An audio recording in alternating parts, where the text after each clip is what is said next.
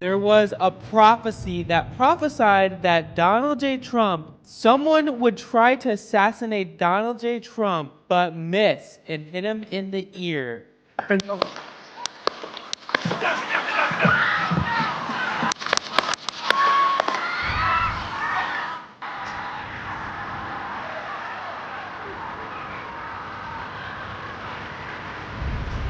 Now I'm going to play this video by this apparent prophetic person who prophesied this 3 months ago. This video came out 3 months ago, and he talked about Trump. Someone was going to try to assassinate Trump, and they would fail and only hit him in the ear, and he would end up falling and worshiping God. Let's see what he says here. America all throughout, and I saw Trump rising up, and then I saw an attempt on his life.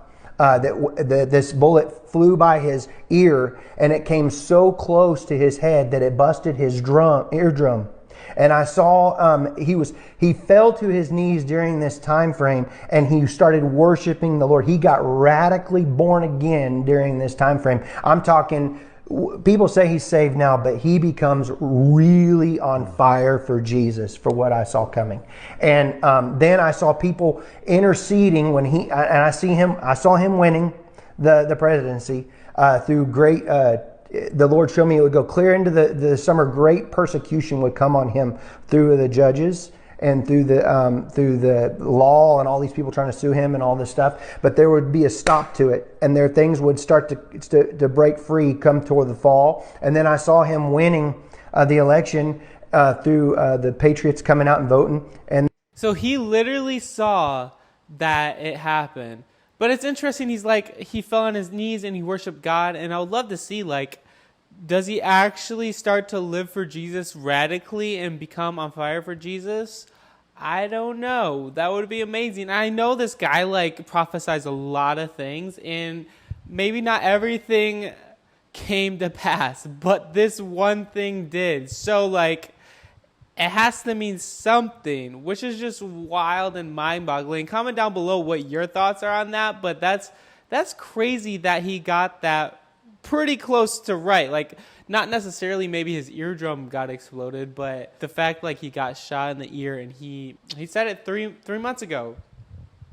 So we're praying that Trump does completely surrender his life to God and completely want to live for him for the rest of his life and help other people come to know Christ. But this is a wake-up call for so many people. It's sad, it's crazy, it's awful that all this stuff happened.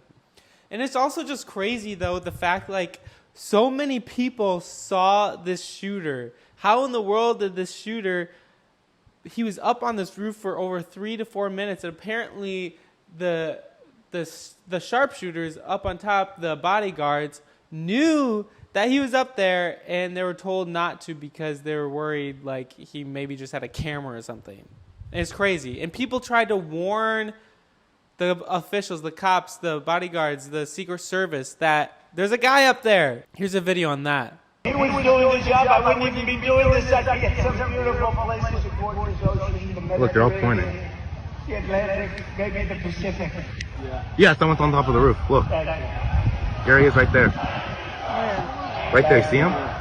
He's laying down. See him? Yeah, he's laying down. And still I'm here with you fighting like hell to get a Senate. What's happening? And to make sure we take back the White House, because if we do, we're going to make America better than ever before. We're going to make it. Yeah, look.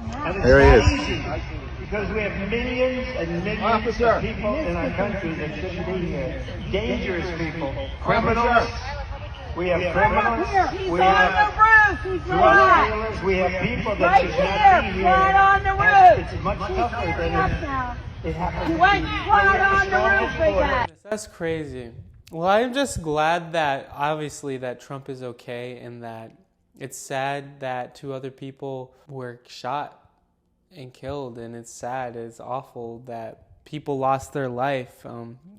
And obviously, no matter what what side you're on, obviously people's lives were at risk here. People died, and that's what's sad. We should never be celebrating anything like that at all.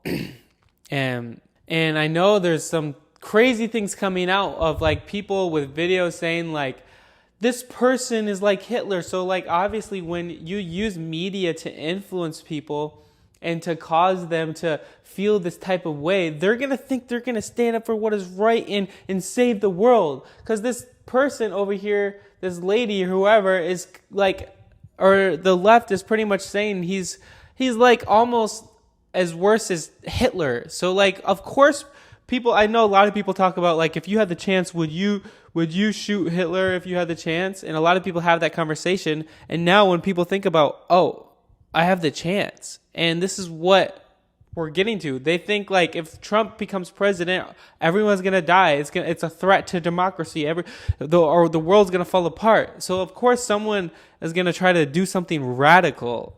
And here's a video of that. Joe, you now have the right to take that Trump out. Take him out, Joe.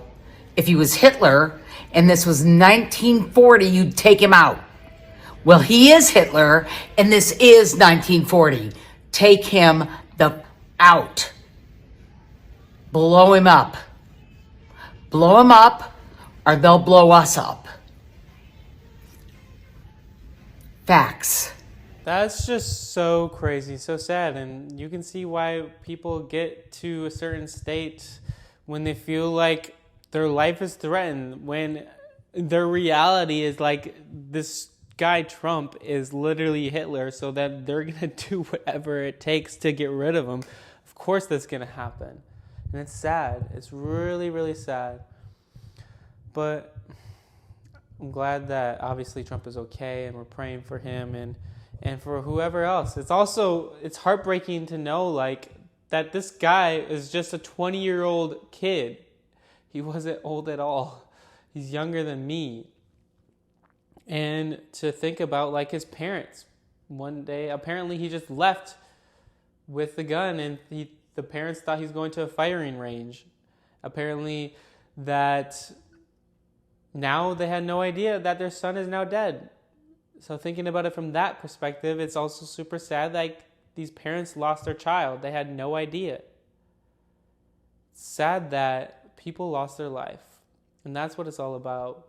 Really, when it comes down to as Christians, as fellow believers, we want to show love, to forgive, to love our enemies, to turn the other cheek no matter what happens, no matter what they do to you, to love them, because we want everyone to turn to Jesus. We want everyone to have a relationship with Jesus, because we're not fighting against flesh and blood, but we're fighting against the principalities and the things, the rulers of this world, the supernatural, the things that are really going on behind the scene. And we don't know what this person was going through, but it's hard, it's difficult. And I encourage you guys to just really to sit back and think about how can you love your neighbors, love your enemies, love the people who persecute you, love the people who think differently compared to you. Because that's how you're going to really make a difference in people's lives. More than hate, more than fighting.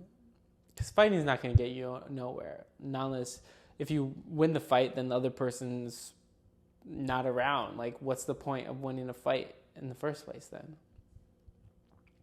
But really, we just want to show love to others. And it's sad, but guys, just pray for our country. Pray for people who lost their lives. Pray for the families who lost their lives. And I pray for all of you guys to really just show love and love one another no matter what. Well, thank you guys so much for watching. I want to know your thoughts, your comments, and can't wait to hear from you. And please subscribe if you haven't. Like this video to help more people see it. And yeah, I hope you guys have an amazing day. Peace.